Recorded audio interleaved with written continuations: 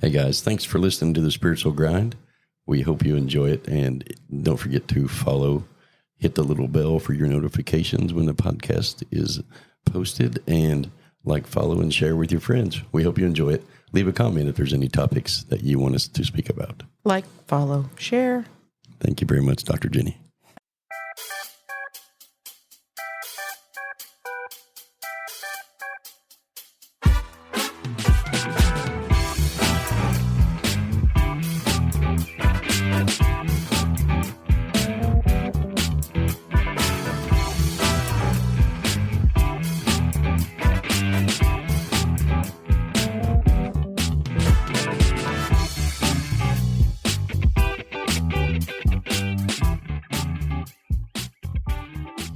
Good morning, everybody. Welcome back to the Spiritual Grind.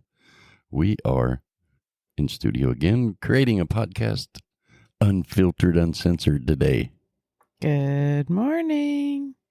We have now relocated to the eastern side of Florida and are producing and taking control of our reality. Dun, dun, dun. Hey, we got baby Yoda in the house. We do. We have a little baby Yoda. We have a couple of them. Yeah. Grogu. They're hanging out. Grogu. Grogu. Da-da-da-da-da-da-da-da. Goo. Grow. Thank you all for listening and tuning in. We are here today to talk about controlling or mastering our reality. Because our realities are what we make of them, and our human has a tendency to allow them to get out of control on our belief systems, and we get off track sometimes. And you have to take control of your reality and quit allowing things. And that's what my topic is today. Okay. Do you like the topic? I like any topic. My thought processes on it is I, myself, allowed my human belief system to control my reality too long. Okay. And we just recently took that back because the reality is pretty simple. We were in a environment that was not healthy, that was creating literally human health problems. And I allowed that to go on way too long.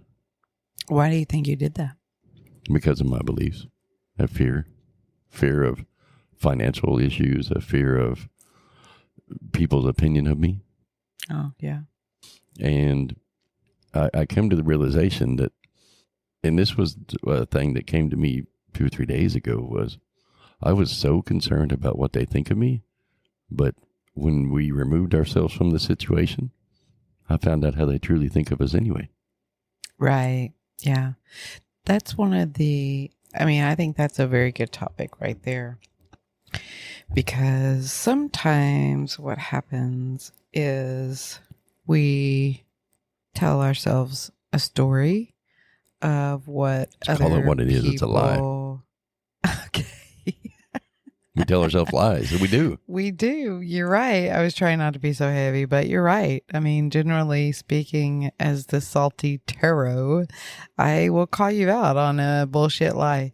And that's what we do. We tell ourselves these stories that are full on unverified lies and it could be good lies. It could be bad lies, and just like you brought to the table, you thought that this group of people had a viewpoint or perception that was positive and valued as us as a team. And the reality is fucking liars. The reality is that when you make a stand for what you believe in or justice or whatever that is, the true color of those people around you will reveal itself. Well, there's no faux pas out there too that says when you want to know who your true friends are, change life and you'll find out who your true friends are. That's right.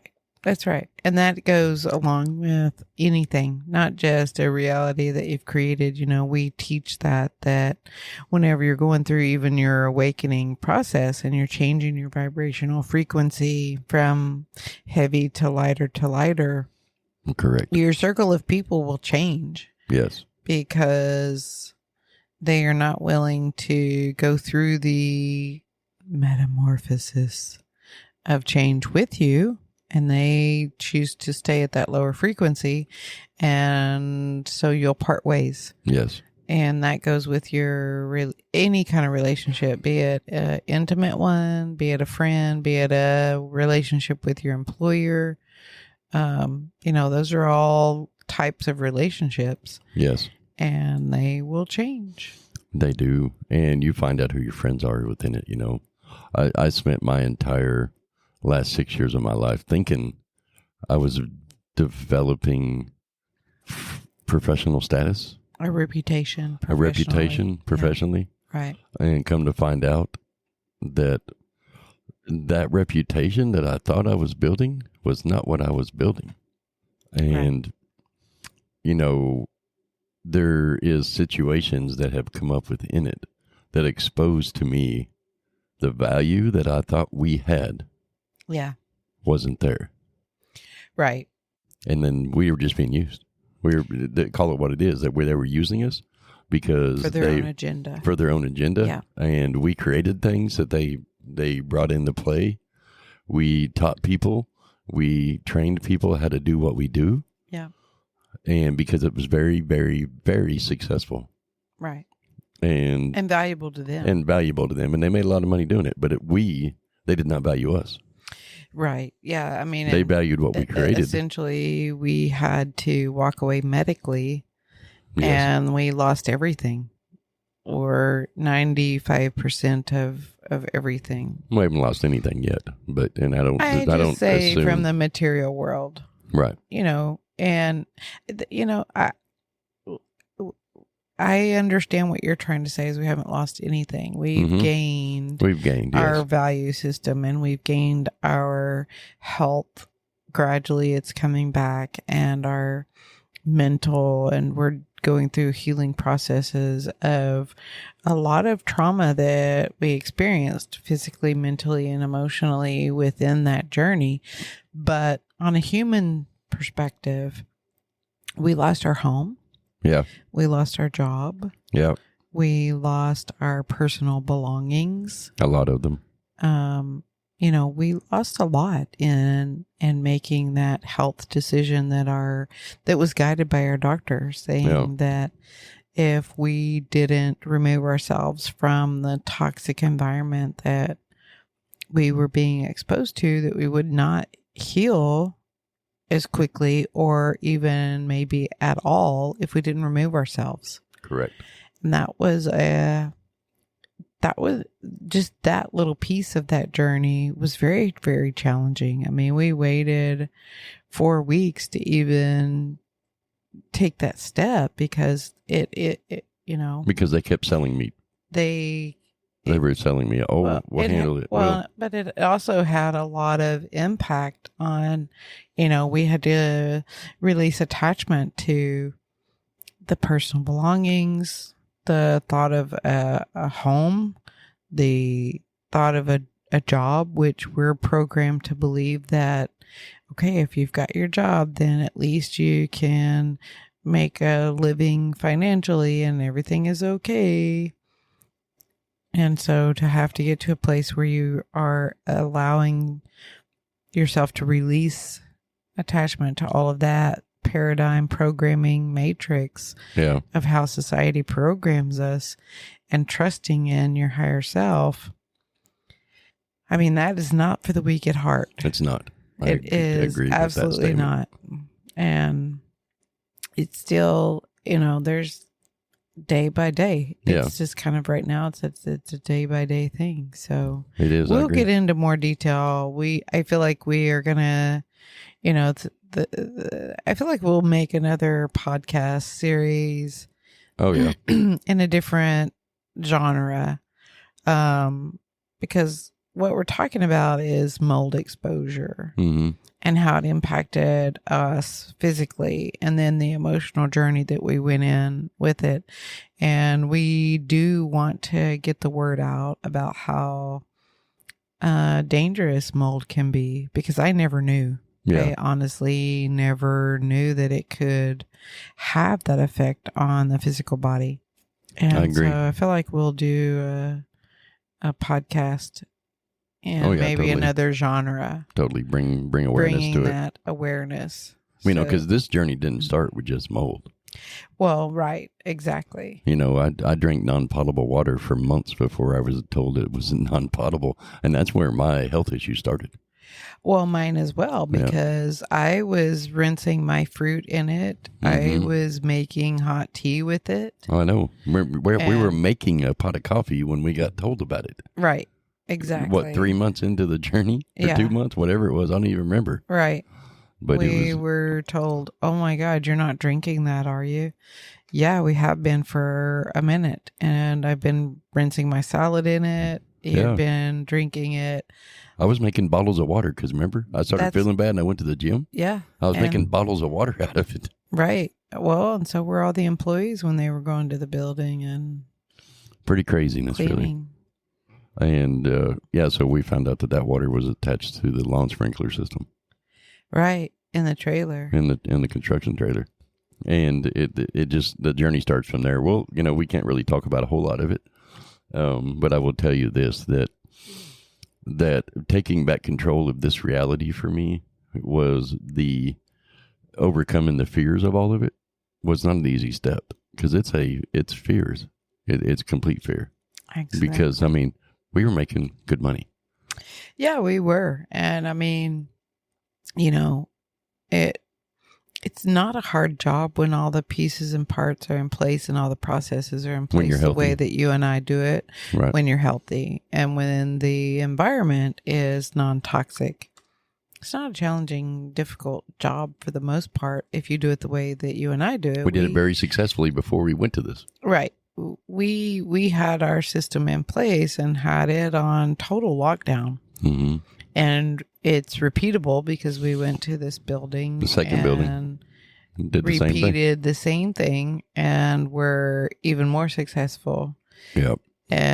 But whenever you add in exposure Yeah. and physically not feeling well on top of all of that, then it makes a tough journey. It was an emotional roller coaster for me. I mean, there was at one point I thought I had throat cancer. There was, Right. I mean, it was insane. The doctors couldn't tell us what was wrong. Yeah. I mean, thousands and thousands and thousands of dollars in supplements and IV joints and going to these things trying to just to feel better. Yeah. And well, then and doctor's visits and modern medicine prescriptions and going through the witch hunt of trying to figure out what was making and the us not feel good. testing of trying to figure out what it is that's not right. Something is not something right. wasn't right. Yeah. And so we did all of, we did all these different testings on the air and the water and this and that. And all of that came out of our pocket. Oh, yeah. We always try to do the right thing. And we always I didn't want to make leave. blind accusations. That's right. That's right. And that's what I've always told people is once we get to a place where we are voicing it, we have done our due diligence. Correct. And we don't open our mouth until we know that what's coming out of our mouth has been validated and basically proven. Correct. Because we're not about that. What is that? We're not about crying wolf. Right. Right. Totally. So if we take the time to verbalize it, then that means that we have done the research. Totally. And collected the data that supports our accusation. Yeah. I did not want to ever create problems without doing it myself, but it was just amazing to me how many different factors that we exposed within and so it just added to the confusion. Yeah. Well, I think too, if we go a little bit more spiritual with it and more in the line of belief systems, which is what I work with. What it was able to do, on a positive note, if we take and make a little bit of a positive spin about it, is it was able to allow us the platform to rise up and bring up beliefs that we didn't really know were there, and kind of uncover that next layer of the different fears within a job, for example, or within an environment, that just different fears throughout. And we, part of the podcast is getting people to understand that working with your beliefs, patterns, and programs can change your reality. But the other part of it for me is sharing my personal stories, because we're not some immortal gurus. Is it mortal or immortal? Immortal. It's immortal. Yeah. Superheroes that we are mortal, just like everybody else. That's right. Yeah. We're human, just like everybody else. And we have our own stuff that goes on in our reality as well. Yeah. And so sharing that, I hope, helps people to realize and understand that the things that we are giving, the nuggets, the little morsels of information of, try this or try that, or look at this belief, are usually because we've experienced them ourselves firsthand. Yeah. And the techniques that we give as suggestions are things that we've utilized that were able to help us along the way of our experience in it. Yes. We're not sitting here preaching some concept that we think might work, or that we think is possibly what's going on. It's that we live and breathe the actual concepts that we are putting out there for people. Right. And we too come across things that we haven't faced before. Right. And we're those people that will continue to try until we find the solution, or find, which is why we did the testing, why we checked in spiritually, why we went through all this stuff. And like I told somebody the other day, sometimes to create change, you have to do something dramatic. Yeah, that's right. And you've got to be I would say we are not followers. We're definitely leaders in that. And totally. We're the kind of people that if somebody says, if you jump off of the ledge, this and this and this will happen, we're the kind of people that say, okay, you know what? Let's set up an experiment. Let's go jump off the ledge and let's see what happens, so that we can come back and tell the story of what really happens, Correct. Not guess. I would agree with that statement. And sometimes we have to be the individual that does that off the wall, catch you by surprise action to speak loud enough for people to get their attention, to create the change, to be the change that you want to see. And that's how you and I work. I agree. We work constantly to be the change, and sometimes with that does come some unpleasantries.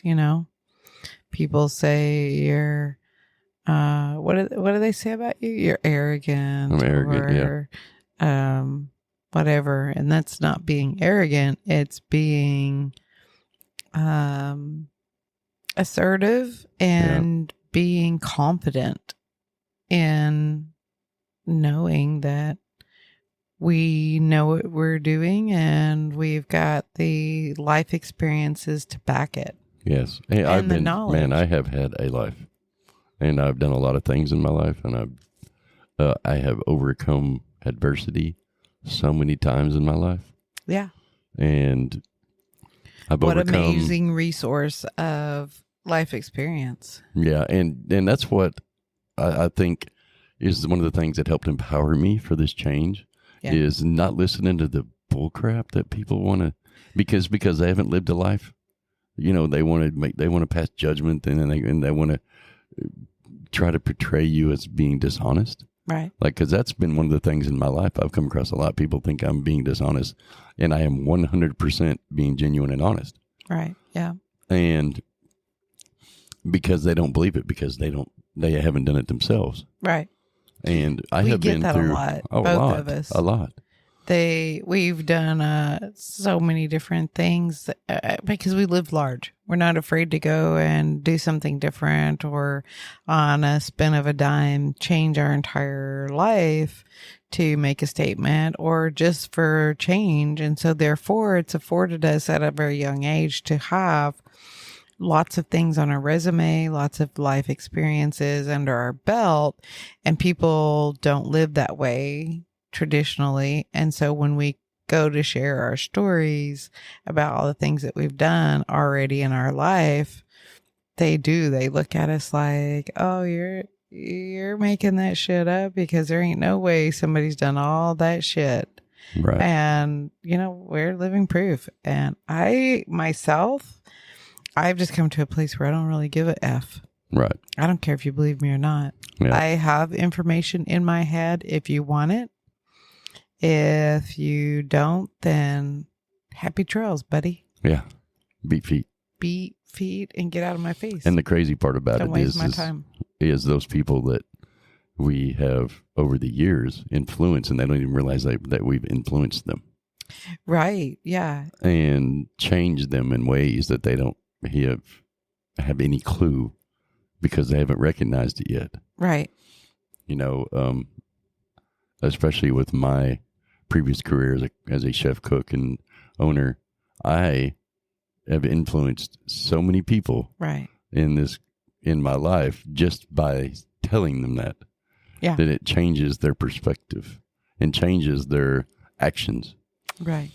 And they become better at what they do, not because of what I taught them, but because of the challenge I've just laid in front of them. Right. It brings them to a place of self-awareness, and Yes. they begin to look at and evaluate what they're doing within it. Yes. And that is a very valuable place of learning, is whenever you can come to a place of investigating your own self. Yes.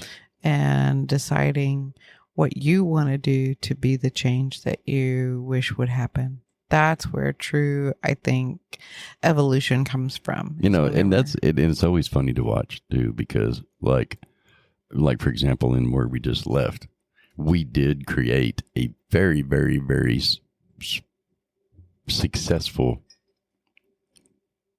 business in a way that nobody else has done it before.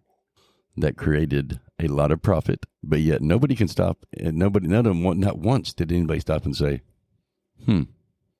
maybe that stuff is true. Right. Exactly.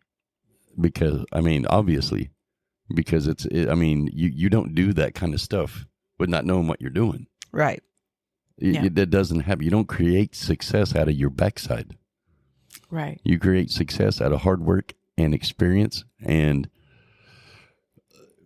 successful ways of doing the things. I wouldn't say that you create success just out of hard work. No, create success out of not being afraid to go out and do things. And try. Right. That's what success actually, to me, is. It's not out of going and busting your nuts and sweating and bleeding and all of that necessarily. Well, that's a result of trying. Some of that is in play depending on what you decide to do. But I think the key part of that is not letting fear keep you from trying something. Agreed. Put yourself out there and just try it. What's it going to hurt? What's it going to hurt? Without failure, you don't know what success feels like. Right. And God forbid you should actually accomplish it. How good does that feel? Because that really feels amazing. Oh, yeah. When you try something and it works. When you go try something and you figure out how to make it work, and then it's repeatable. Yeah. It feels really good. It's a really good feeling. I agree. To do that. I agree with that statement completely. That is success to me, is not letting the fears and the unknowns prevent you from even trying it in the first place. telling yourself that monkey mind lie of, oh, it's not going to work anyways, or I can't really do that, or whatever those dumbass stories are that you're telling yourself that keep you sitting on the couch, not doing it. Right. Put yourself out there and just freaking try it, man. Yeah, it's crazy. See where it takes you. You know, and that's what you and I both, what we've done prior to meeting each other and then being in our life together. We just throw it out there and see what lands and what sticks. Like checking a spaghetti noodle. Then evaluating it to see if we want to continue to do it. What parts of it do we process and change? Or if we don't want to continue doing it, putting it aside and doing something different. I think that's another key part of it too, is allowing yourself to say, okay, I put that out there. I tried it. But what I realized is in trying it, it really didn't bring me joy. Agreed. So I'm going to chalk that up as, okay, now I know that I don't really like that. I just thought I did. Right. And being able to walk away from it without punishing yourself. Agreed. And then going on to try the next thing. Because a lot of times what I see is that people will go ahead and get past the fear and try something. And then it's not all they had mentally designed it to be, or it wasn't what they thought it would be. Right. And then they feel like they either have to continue doing it because they spent money on it, or they think that people are going to view them as lazy or failures. And so giving themselves permission to set it aside and say, okay, I tried it. Not really working for me. And moving on to the next thing. Giving yourself permission to do that. Yeah, to try. Is a very key component, without the criticism, without the self-judgment, and without worrying about what the they thinks about it. Agreed. You know, that's the you know what stops people from trying is societal taught beliefs or fear. I would agree with that. You know, that you get taught. Like, I remember when we were in high school and I went through a personal development class, and the very first thing that he taught us was being stagnant is the worst thing that you can do. If you're working a job and you're not applying for jobs to improve yourself, then you're screwing up. If you're not challenging yourself on a daily basis to do something different, then you're screwing up. And it's the same thing in the human world as it is in the spiritual world. Yeah. I mean, the only thing really that you can depend on is change. That's correct, because everything changes. Everything changes. Including you and everybody around you, the world, everything changes. And so... Well, and in the reality... Did it, that's all, did it. Are you sending Morse code? I think so. do. The reality is that if we didn't have change, we would actually become bored. Oh, yeah, totally. But then there's a lot of people that say, oh, I don't do well with change. I don't like change. I don't want change. I want everything to stay exactly the same. But if things didn't change somewhat, then everybody would walk around here being bored out of their mind. Well, yeah. Even otherwise, the human race changes. We would all have the same kind of clothes. We would all have the same shoes, the same hairstyle, and we would wear the same uniform every single day. I like, agree. if we didn't want change, if we didn't like change on some level, it's some aspect of change, there would be no reason to have different types of clothes, different types of cars. I totally agree. Different personalities. So there's a piece of us that enjoys change. Oh, yeah, totally. It's just that whenever big change comes about that makes us uncomfortable, it's a tough place to be sometimes, but it's not always an easy jump to make. But I don't think I've ever created change and not been happy with the change eventually. Well, I can say that there have been times where I've created change, and I personally tried, a few different things, and it wasn't what it was cracked up to be. And I was like, that's why I brought that up. Yeah. Because I've done that personally.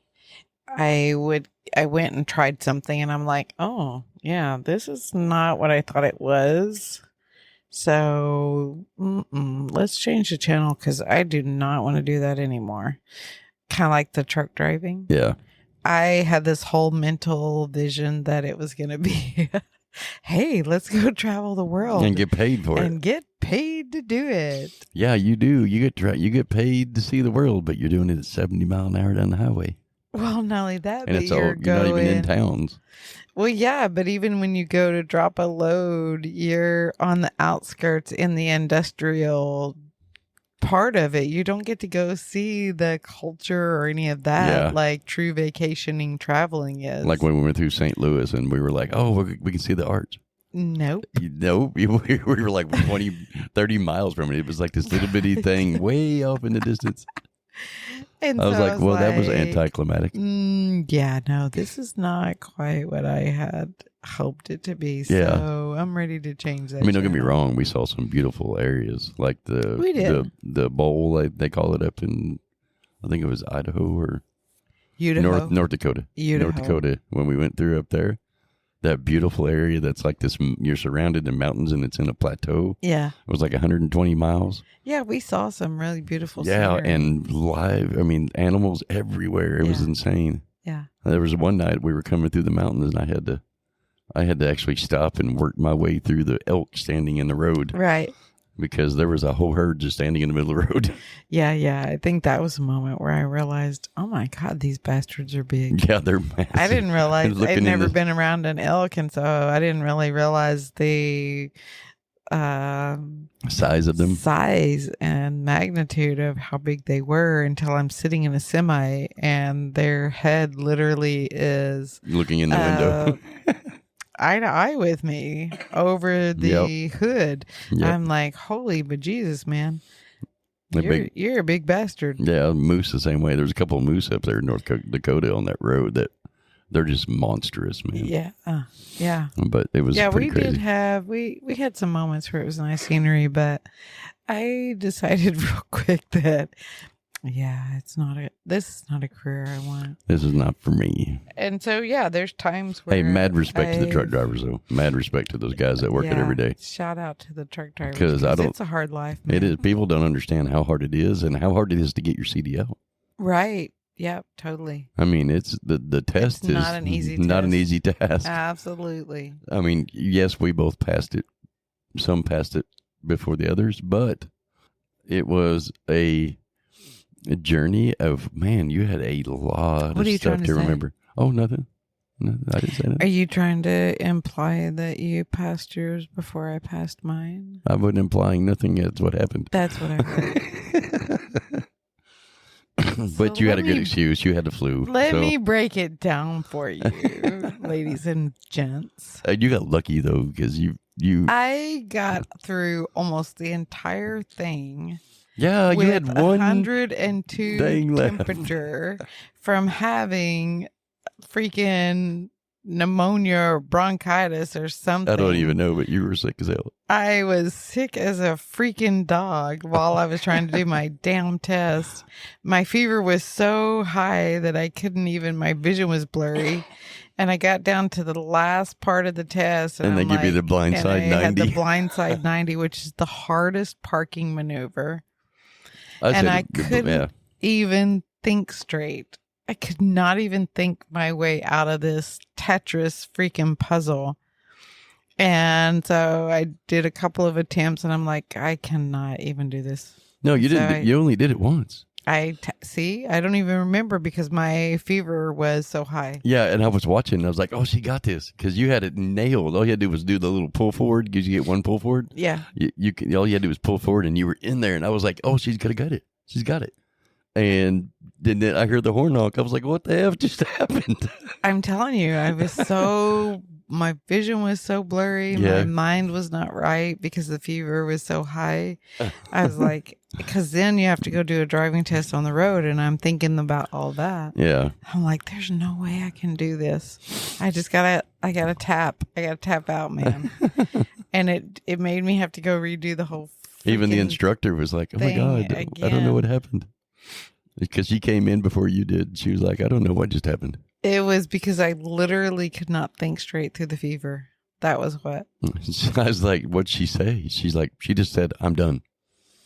And I was like, oh, okay. I can't. I just couldn't. I could not. The fever wasn't letting me But on the other straight. side of that, too, we were also doing that in the middle of winter. Yeah. And it was like freezing cold outside down the yard learning in Missouri. Yeah. And it was crazy. It was a crazy scenario. But anyway, so we did that for a year and we hated it. For the most part, we hated it. Yeah. I mean, don't get me wrong. The obstacle courses and learning to drive the truck and backing and stuff, that was fun. Yeah. I enjoyed that. Yeah, I became the yard dog. I got to move after I passed all my yard stuff, they let me move the trucks for all the new students every day. So right. You were a teacher's pet. I didn't become teacher's pet. Ridiculous. He wanted me to show people how to do the blindside parallel because I did it so good. Right. And I did for a while. I did for like the last, 2 weeks on the yard. Yeah. But it was a good time. Well, because you had already passed. And so we were there a little longer because I tapped out and I had to go back to the yard and practice. What, 10 days, I think while I waited for my next scheduled appointment. Yeah, and I just went and hung out on the yard because I'd already passed my test. Right, exactly. And so you kind of became like the teacher's aide. Yeah, I was okay with that. It gave me something to do. It was fun. Until they made me leave the yard. Yeah. But that was only, 2 days. That was a fun journey. It was fun. There were parts of it that were challenging, but yeah, the decision on that not being my job was not a hard decision. Yeah. No. But anyway, so we're talking about today about, these are all examples of how being able to control and take over your reality is okay to do. Right. And make the decision to overcome fear, overcome the emotional roller coasters, because our last 4 years have been an emotional roller coaster for us. Right. And specifically for me. And my thought processes behind a lot of things in life changed. And I would say for the better. Yeah. And which I am appreciative of the journey, because I understand now that this world is way different than it was even just 15 years ago. Well, I mean, by design. And I agree, it's changed.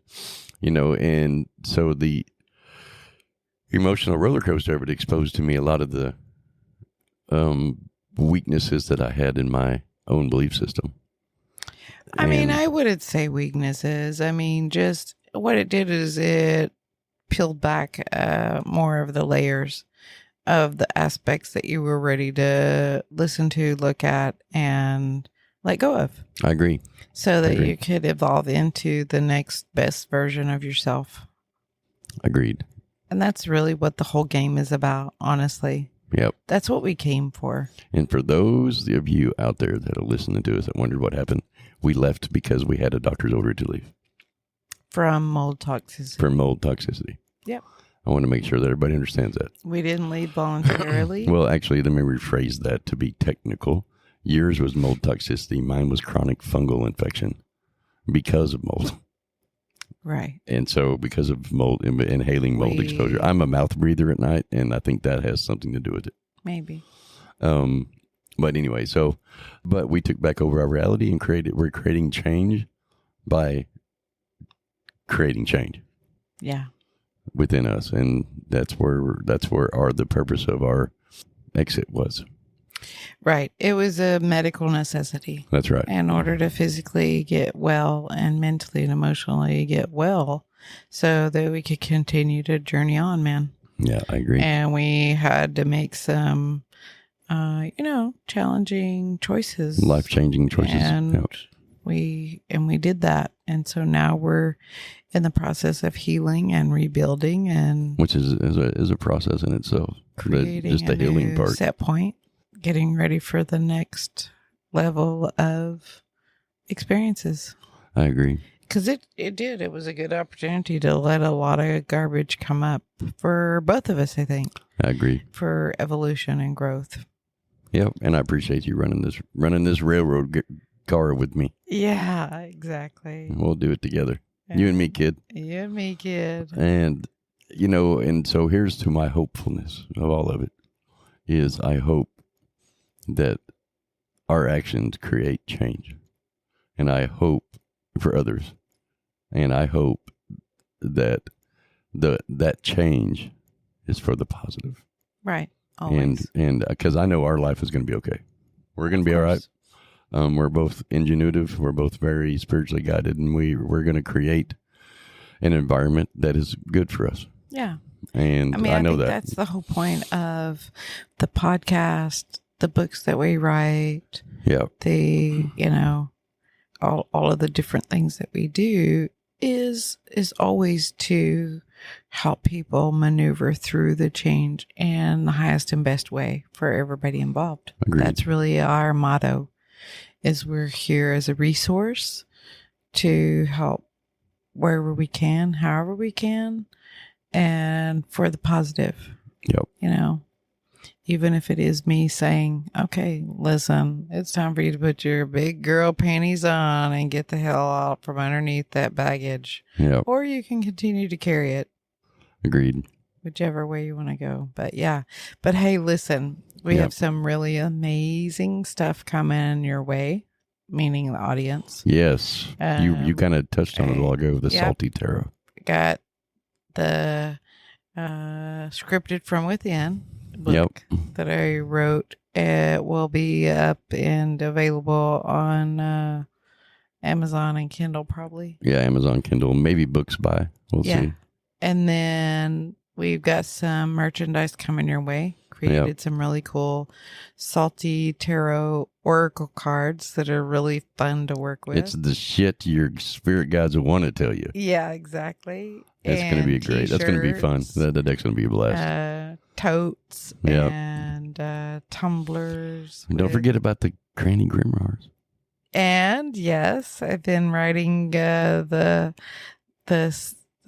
cool little spell book of Granny Grimoires. It's the book of everyday spells. Yeah, definitely. Granny's been writing her spells for everybody to share and tap into. And now that I've got a lot of free time, I am going to start doing my guided meditations and get those recorded. Yeah. And get those out there for people to take part in and use for relaxation, sleep. I like it. That part of me that can hypnotize. Probably do some guided hypnosis. I think we ought to create a Granny Grimoire Instagram and let people follow you on Instagram and you read a spell every day. That would be kind of cool. Yeah, we can do that. Yeah. A spell for the bad boss, a spell to get new friends, a spell, whatever it is. Right. Create a daily spell. That might be kind of fun. Yeah, we can definitely do that. I think we'll do that. Granny Grimoires. Yeah. Yeah. That whole thing came because I have this really, really, really cool leather bound blank paged book that the kids got me for my birthday a couple of years ago, and haven't really decided what I want to put in it, but it's really, really awesome. On the outside, it's got the different chakra gems stones and chakra stones on it. And then inside, it's got that old looking parchment paper. And hand tooled leather. Looking. Yeah. Like it looks very ominous. Witchy. Yeah. And so I was thinking, what can I put in this thing that would be really cool too? And I was like, oh, well, you know what? Let me just do some fun little poems and stuff, and I'll print those off and paste them in there. And that's kind of how Granny Grim came to be. It's going to be fun. I think we'll do the Instagram page. That might be fun. Write little spells every day whenever I get up, and depending on what mood I'm in, because sometimes I'm spicy, sometimes I'm salty, sometimes I'm just granny love that wants to just feed you cookies and milk and little glass of sweet tea. Poor little queenie. So yeah, pay attention. So I'm working on the Shopify store now called the Salty Tarot, and so all those products will be online. We'll let you know as soon as they are available. And GoFundMe. Oh yeah, I don't know. We'll have to. Maybe we'll put it in the description. Okay. I don't know because I don't know how we would plug that on here. when it's just audio. So we'll have to put it. Well, we started a GoFundMe page to mitigate the mold Health treatment and the health stuff because the treatment's not cheap, and we're going to lose our insurance really soon. So, and not to mention, insurance doesn't cover 99% of it anyway. Right. And we're battling with workers' comp right now. So the GoFundMe page is there to kind of help support that treatment, and we'll put it in the comments. Yeah, let's or do in the that. description. Because the treatment is very pricey, and the insurance doesn't cover it anyways. I know, it's like $11,000. I mean, some of the lab testing just to figure out what treatment you need is not covered by the insurance. The thing I seen online was like $1,800. It's not covered. Yeah. Because mold needs to be brought to the awareness. That's right. And because people don't realize because it can mimic so many other disease processes with the symptoms. I mean, they tried to put me on high blood pressure medicine. Yeah, it's a weird journey, man. Yeah, I ended up going to my regular doctor, my heart doctor, my ENT. My ENT told me I had a fungal infection, which come to find out now it's chronic because of what I've been exposed to. And now, I mean, they try to put me on all these medications. Yeah. And I mean, luckily I was smart enough and had a brilliant wife that's very, very educated. And she was like, I don't think you've liked that medicine. And you're right. I took that blood pressure medicine once and it gave me a massive headache. Yeah.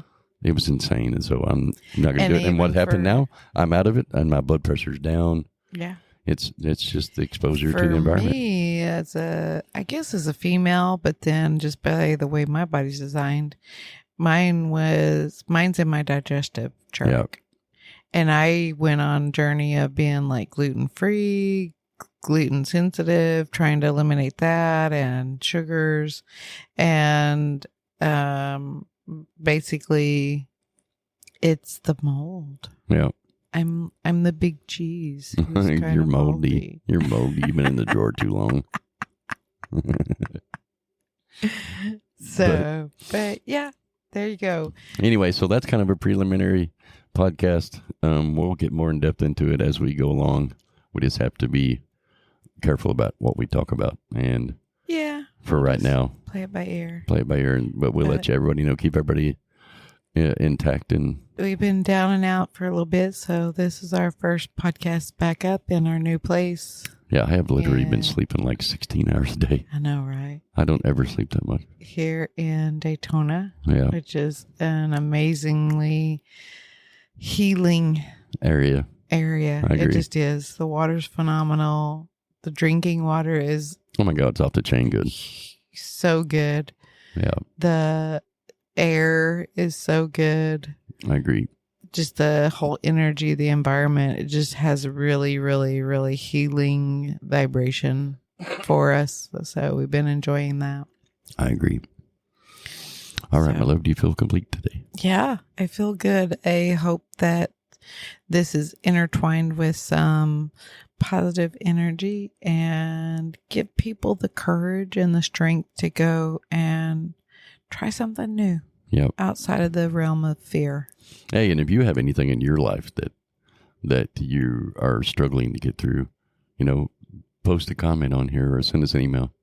Yeah, and, if you want to be a guest on the show. Yeah. And want to talk about your journey. Yeah, if you have, especially if you have mold experience.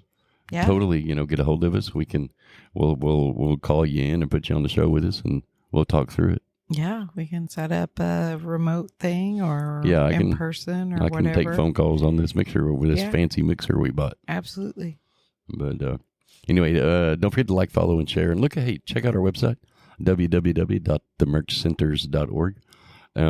We do speaking engagements. We do, yep.